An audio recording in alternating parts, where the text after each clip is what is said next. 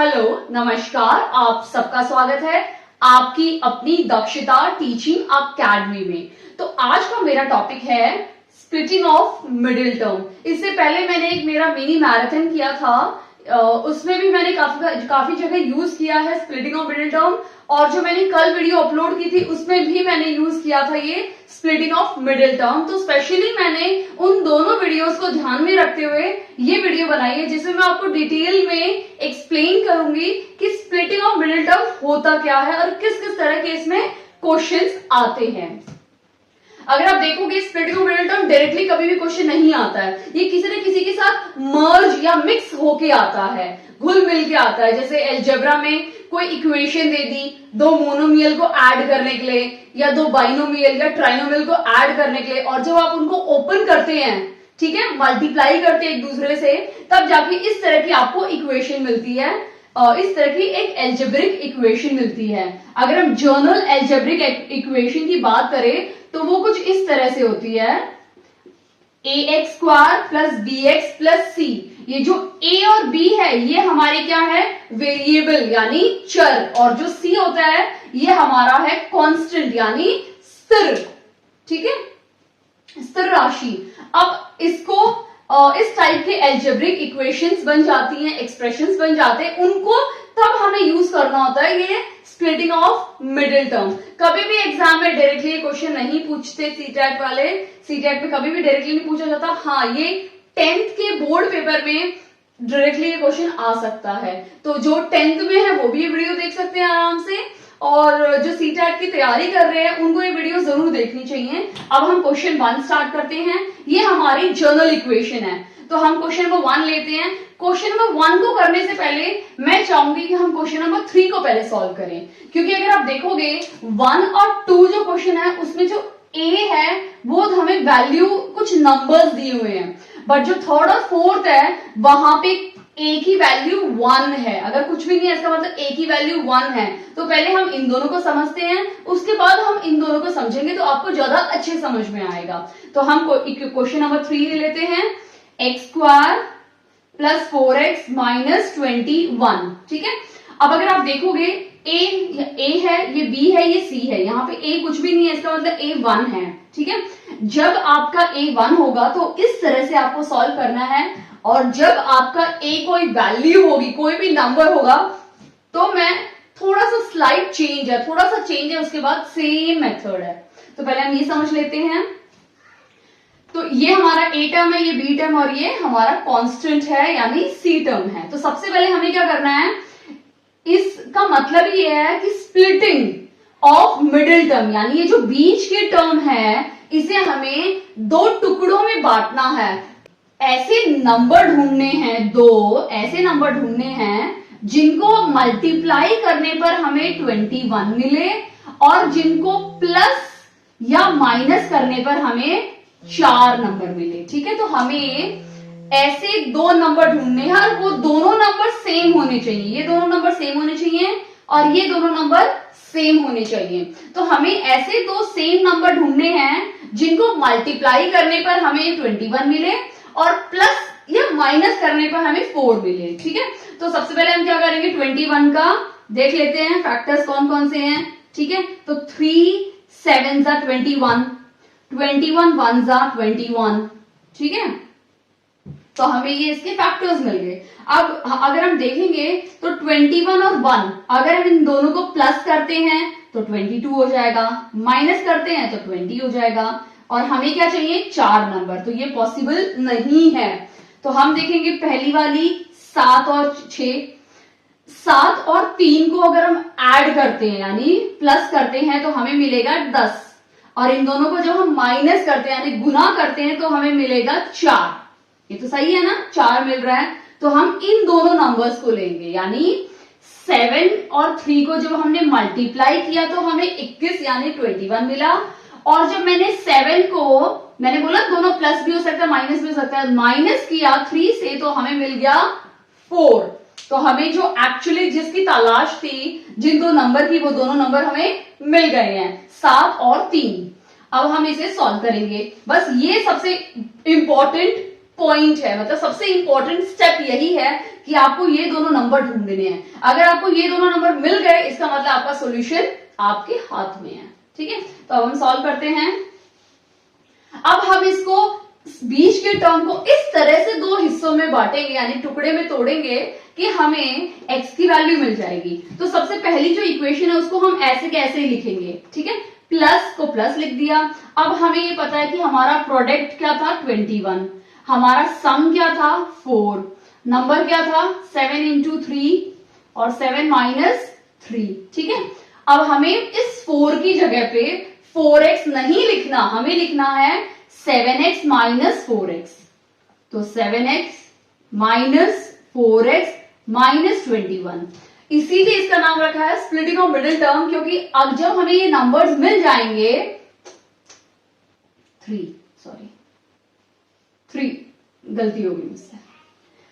तो इसका splitting of middle term इसीलिए रखा है क्योंकि हमें ना तो इसको छेड़ना है ना इसको छेड़ना है, सिर्फ बीच वाली टर्म को वो नंबर की जगह लिख देना है, ताकि 7 3 21 भी और 7 माइनस 3 4 भी आ रहा है। ठीक है, अभी हम इनकी पेयरिंग करेंगे, मतलब इन दोनों नंबर की पेयरिंग होती है हमेशा और इन दोनों नंबर की पेयरिंग होती है। ठीक है, अब इसके पास x स्क्वायर है, इसके पास x है, तो मैं एक x बाहर निकाल लेती हूँ। अगर मैंने एक x बाहर निकाल लिया, इसको मैं ऐसे लिख सकती हूँ इंटू x, क्योंकि 2 बार था ना। तो अगर मैं एक x बाहर निकाल लेती हूँ तो मेरे पास क्या बचा, सिर्फ एक x, ये प्लस साइन मैं प्लस डाल दूंगी। अब ये x मैंने बाहर निकाल लिया तो मेरे पास क्या बचा, सिर्फ 7। ठीक है, अब अंदर का जो ब्रैकेट है ना वो आप ऐसे कैसा लिख दो, क्योंकि अभी आपको ऐसा करना है, ऐसा नंबर बाहर लेना है जिसको मल्टीप्लाई करने पर ये मिले। ठीक है, बट आपको ये वाला जो ब्रैकेटेड टर्म है वो हमेशा सेम होनी चाहिए। तो सबसे इजी मेथड, आपको ये जो मिल गया ना वही सेम लिख दो। अभी देखो यहाँ पे प्लस है और अंदर माइनस है, तो यहाँ पे माइनस लिखो। अब अगर यहाँ पे x अंदर है, 3 नहीं चाहिए तो 3 बाहर निकाल लो। अब मैंने 3 बाहर निकाल लिया तो x बचा, x नीचे है। यहां से मैंने 3 बाहर निकाले तो 7 है, क्योंकि 21 को हम कैसे लिख सकते हैं 7 इंटू 3। तो अगर मैं 3 बाहर निकाल लूंगी तो क्या बचेगा 7, वो 7 अंदर है। अब मैंने माइनस बाहर लिखा, अब मैं इस ब्रैकेट को खोल के आपको चेक कराती हूं कि क्या ऊपर का आंसर मिला है सही मुझे या नहीं मिला। -3 इंटू एक्स, यानी 3 इंटू एक्स इज 3x, और माइनस प्लस माइनस, यानी ये सही है। माइनस प्लस माइनस और 7 3 21, यानी मेरा बिल्कुल परफेक्ट है। अगर मैं इसको ओपन करती हूँ मुझे यही ऊपर की वैल्यू मिल रही है, ये इतनी वैल्यू मिल रही है। ठीक है, यानी ये बिल्कुल परफेक्ट है, कोई भी मैंने मिस्टेक नहीं की है। अब ये जो 2 सेम ब्रैकेट है उसको मैं एक बार लिख लेती हूं। ठीक है, और जो बच गया टर्म यानी x -3 वो मैं एक बार लिख लेती हूं। अब इससे आपको आपकी x की वैल्यू मिल जाएगी। तो इससे x की वैल्यू क्या मिली, x plus 7 is equal to 0।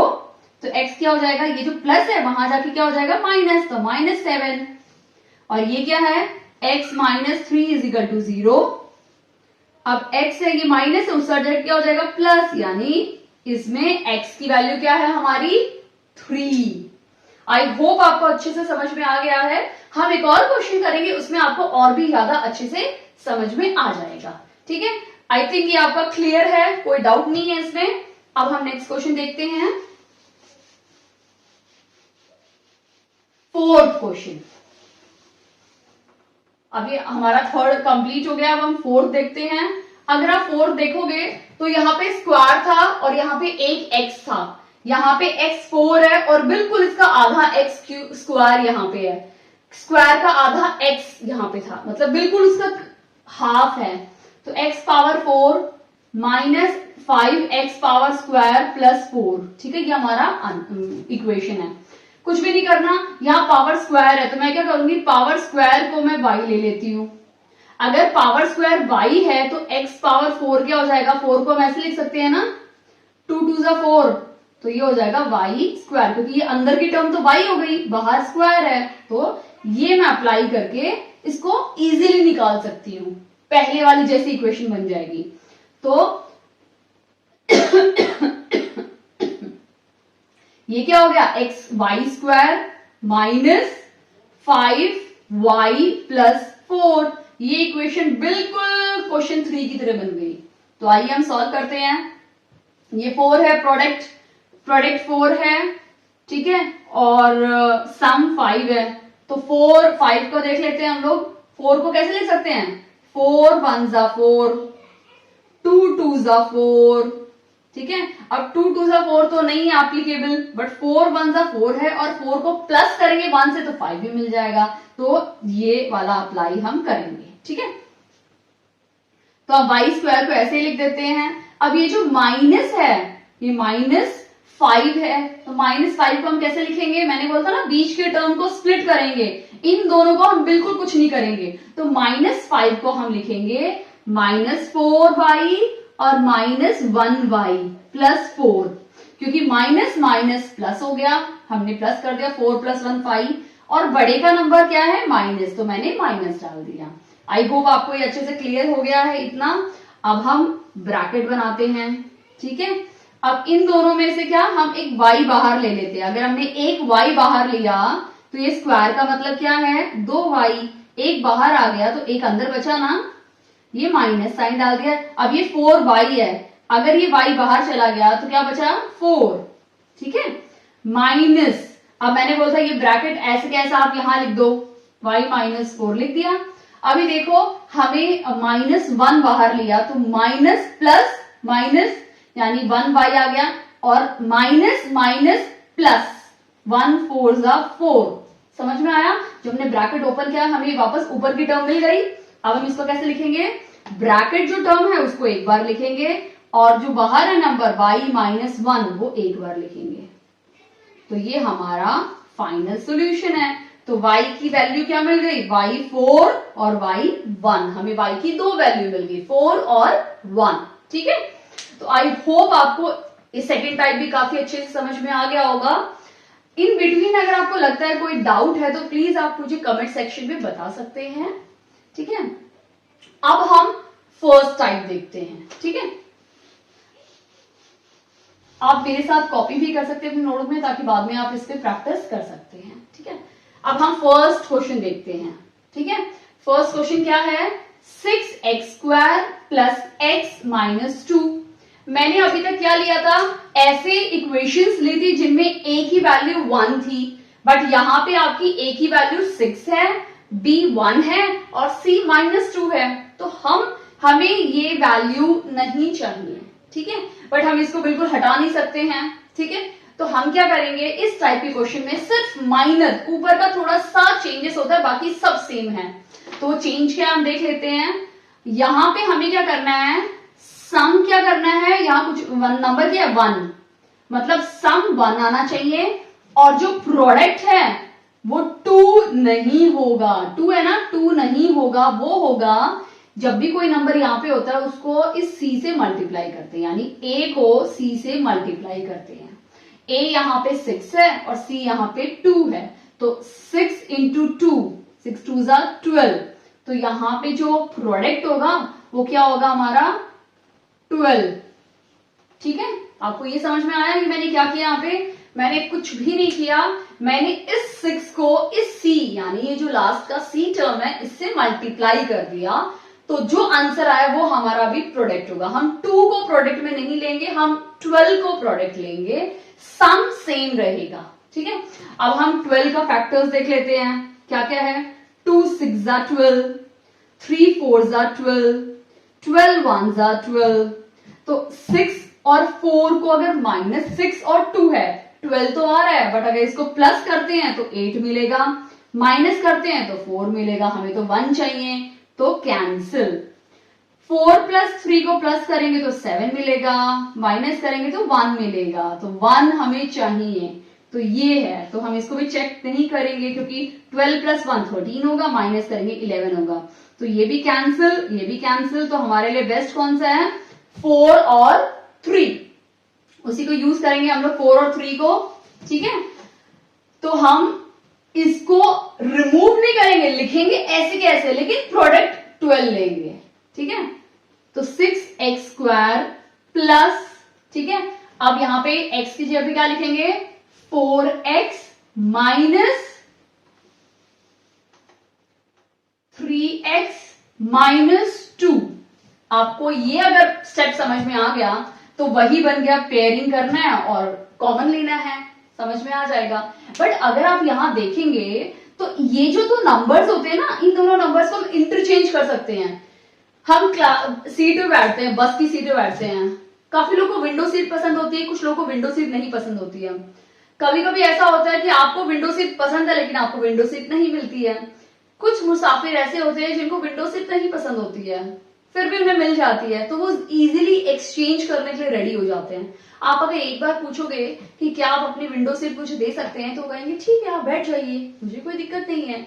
तो इसी तरह से अगर 4 को 6 के पास लग रहा है कि कोई चांस नहीं है आगे सॉल्यूशन का, तो ये दोनों भी अपनी अपनी जगह चेंज कर लेते हैं, लेकिन अपने साइन के साथ, अपने साइन को साथ में लेके जाएंगे। यानी कि चल जगह चेंज करते हैं, साइन तू अपना रख, अगर साइन अपना रखोगे तो ये हो जाएगा 3 माइनस, यानी -1 आ जाएगा और हमें +1 चाहिए।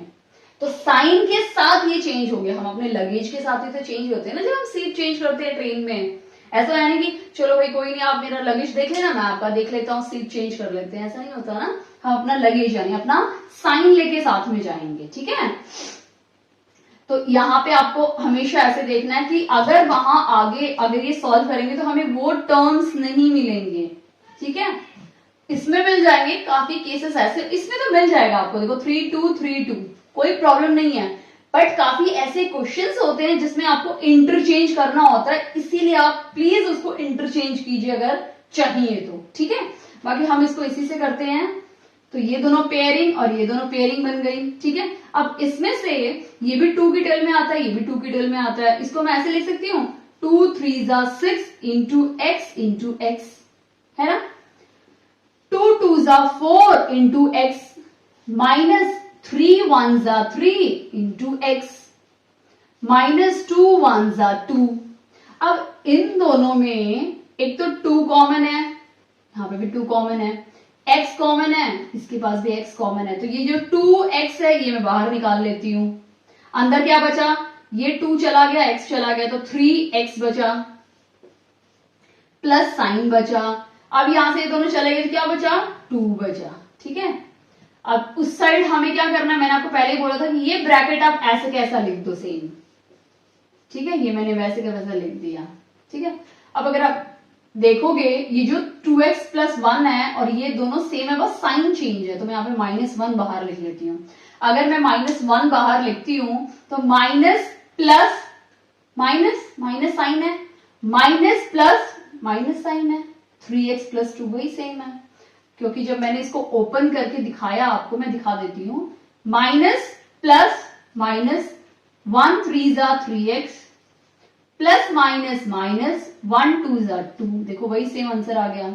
इसका मतलब ये हमारा जो इक्वेशन बना है ये बिल्कुल सही है, कोई भी दिक्कत या परेशानी इसमें नहीं है।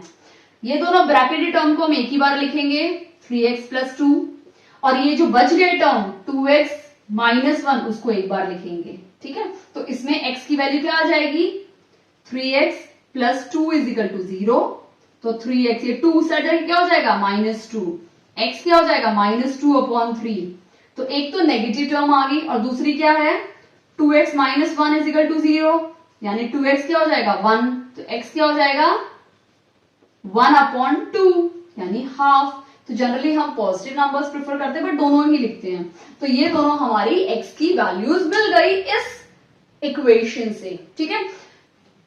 आई होप आपको ये तीनों जो मैंने लिए हैं वो अच्छे से समझ में आ गए होंगे। आपको सिर्फ अभी प्रैक्टिस करनी है। तो ये जो क्वेश्चन नंबर 2 है ये आपका होमवर्क है। आप इसको अपनी नोट में सॉल्व करके मुझे आंसर प्लीज कमेंट सेक्शन में कमेंट करके बताइए, ओके। वीडियो अच्छी लगी हो तो प्लीज इस वीडियो को लाइक कीजिए, चैनल पे नए हैं तो प्लीज चैनल को सब्सक्राइब कर दीजिए। दक्षता टीचिंग अकेडमी, थैंक यू।